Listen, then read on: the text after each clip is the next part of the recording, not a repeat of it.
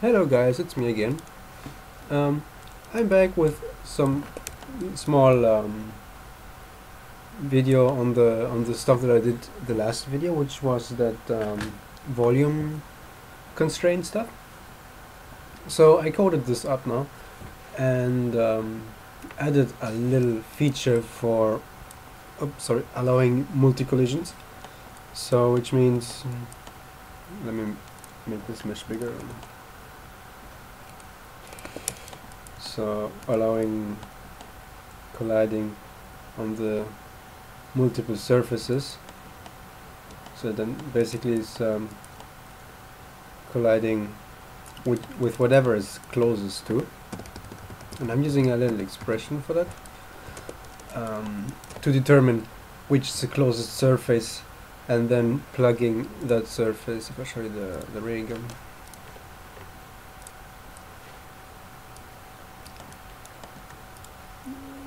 Here we go.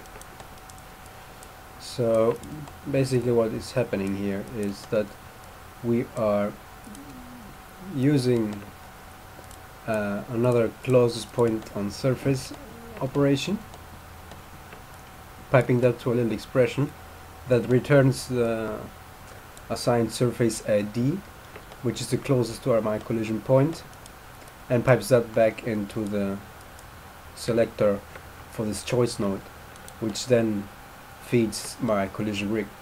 So with this I can add many surfaces without adding the entire rig again. So only thing I'm adding is like the surface and one closest point on surface node, which is not very performance impact man. So that was that.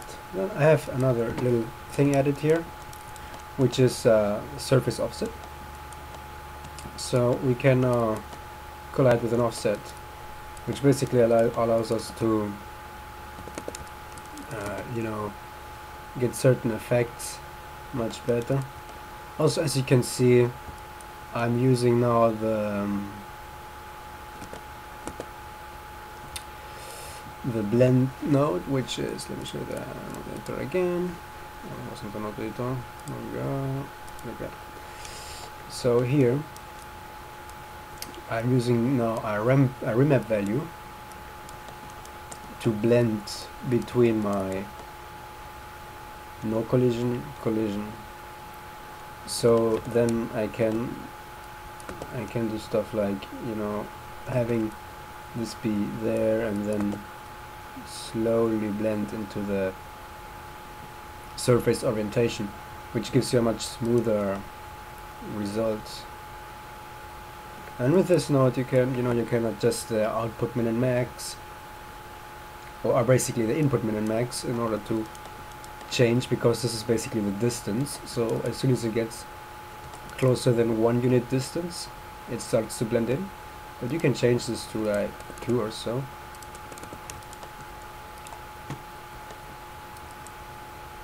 Then yeah, I've added some little features. So if I show you here the execution code for this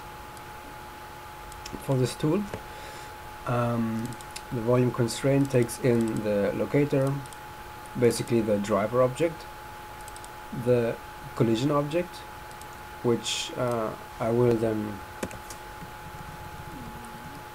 later change to be an array, so you can put in multiple objects as colliders, like shown in this rig, and the driven object, and like a name, so the node hierarchy gets named accordingly. Everything here is that suffix of test. Then the operation, which basically means keep driven inside or outside the mesh. So I still able to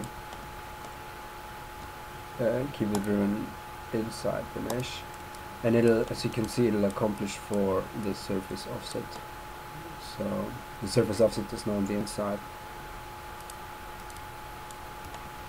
now it's on the outside. Then I added like the option to separately constrain, rotate and translate. You cannot enable a manual offset. You can maintain offset. This basically means that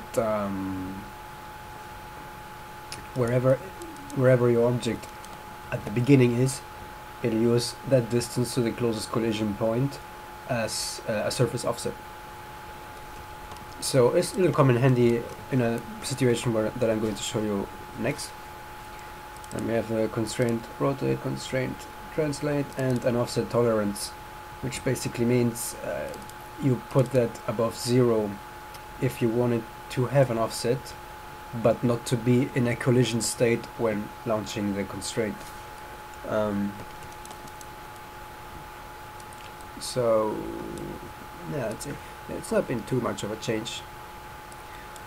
And you can see also here the collider ID.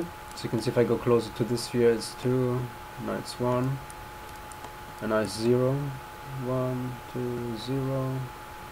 So it's allowing to the multi-collision. So that's that. Yeah, so now let me show you a little quick example of how I use this in a fairly cool way. Sorry. Let's let my load.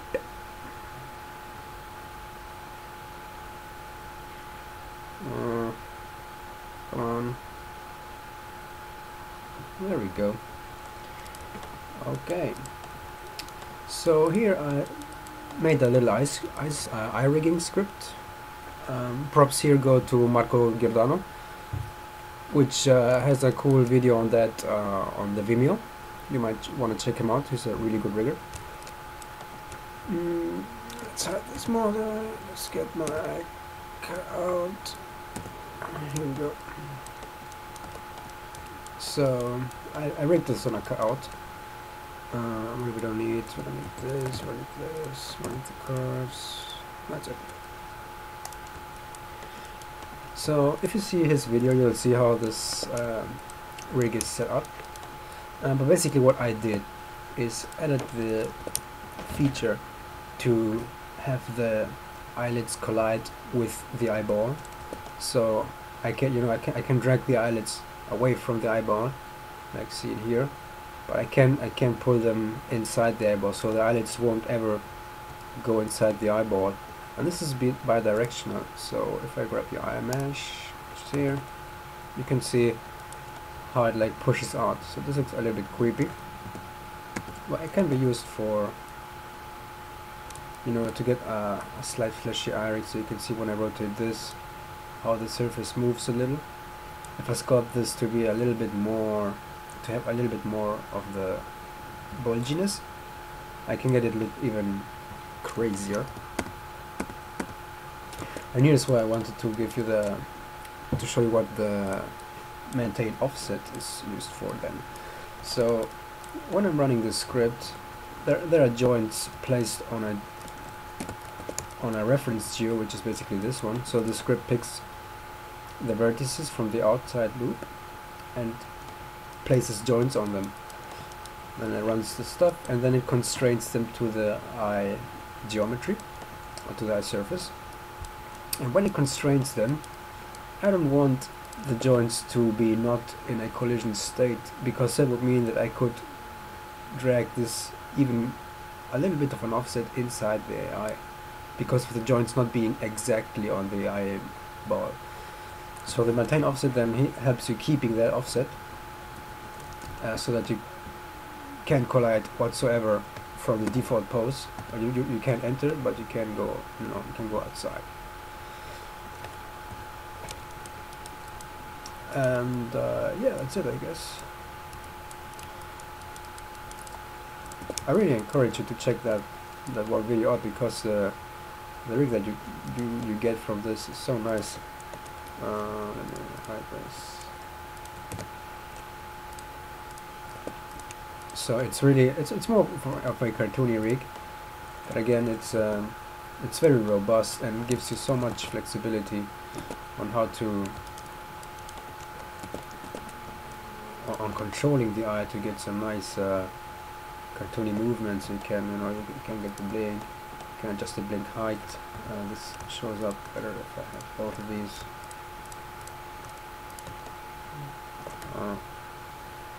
Yeah. Alright.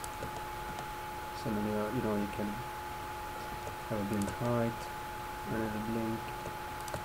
Very flexible stuff going on here. So really smart rig.